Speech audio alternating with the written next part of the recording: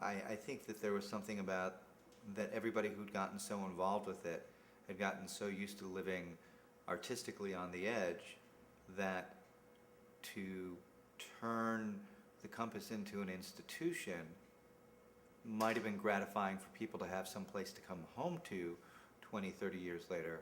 But I don't know if the work would have kept going, because if you're going to be a pioneer, you have to either keep moving to the next place or you cease being a pioneer and you become a settler.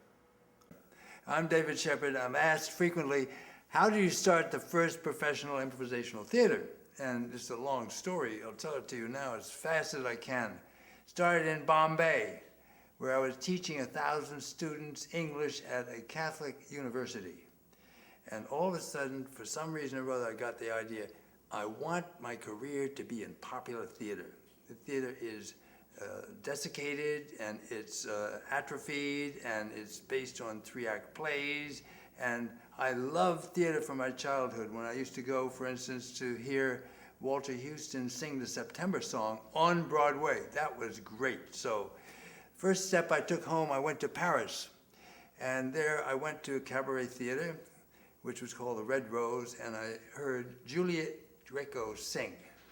Well, when she sang, first song, she stopped in the middle of the song because she blocked. She just said to the accompanist, play it again. She sang the same song. She blocked again. She said to the accompanist, play it again. And that time she got through all the way. And the thing that impressed me about that is it was not uptight. She didn't feel any embarrassment about forgetting the words to a song. She just went on. When I left Paris, I went to England, where I saw English Music Hall. This is an enormous theater with a tiny little house in it where you drink. Women and children are sitting in the theater, and the man goes in, orders a pint or whatever, and watches out the window at who is playing on stage, and can tell from a list that he sees when his favorite performer is coming up. And then goes back, joins his family, and sees the show that he paid for. I said to myself, what a great innovation. Liquor in the theater which is so stilted in New York, and elbow to elbow, and a cast of holiness. Well, Compass was a breath of fresh air. I mean, it was a that first Compass thing, that was real.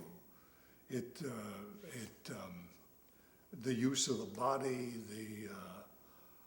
it was in a long tradition that goes back thousands of years. I think of myself as an idealist. When it came to spreading Compass to other towns, I was not so much interested in figuring out where the best town was. The greatest possibility of success, the greatest possibility of pleasure for the cast, and some kind of rewarding salary that they would get. I was just going around the United States stamping the Compass stamp on all the towns that I wanted to visit. It was fresh. They were talented. They would recognize the comic situation. Elaine was extremely good at recognizing the potential in a comic situation, and she and Mike worked off each other very well. And the result is they could take something and that was humorous and just keep it going. Well, I feel that we were, in some ways, like the DNA of the tradition of the new culture. You know, that, like in biology, this little strip of DNA determines your whole body, and it comes out in many different variations and realizations according to the environment and the circumstances and the personal factors involved. But somehow there was this basic element which was communicated in some ways from the past, and so the conceptual idea of trying to do something big and serious about American culture, which was communicated by that, in some ways, of course, as in the commercialization of all these things, the icing got bigger than the cake. And so a lot of the gimmicks and tricks and theatrical things that you and we and others, of course, like Elaine, developed became maybe bigger than what was the original core idea, as always happens in these things, unfortunately. At that time, I had $10,000 that was left to me by my stepmother, who had died, and I decided that somewhere out there in the Midwest was the place I should be, and I hitchhiked all the way to Cleveland, and then looked down on Cleveland and decided, well, the truck driver is going to Chicago, so I'll go with him. And that's how I ended up in Chicago, where I found many good friends who were in the theater, but they didn't want to do cabaret. They did a form of repertory theater.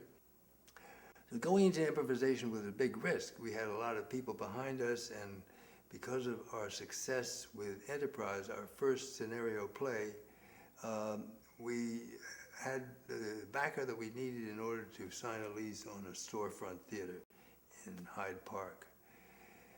And that's when we started to reach out to the community, and we found that there were a lot of people out there who had ideas in their heads, stories that they could commit to paper in the form of a scenario, which was maybe 1, 2, or 3 pages long.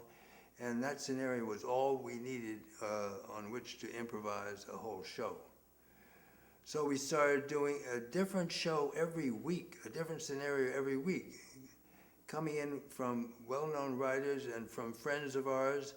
And as we planned these shows, we surrounded them with what we call the living news, which was a dramatization of the literature that was being read by our audience, and also by a section of improvisation to audience suggestion. And this was, again, a big departure. This had not yet been done.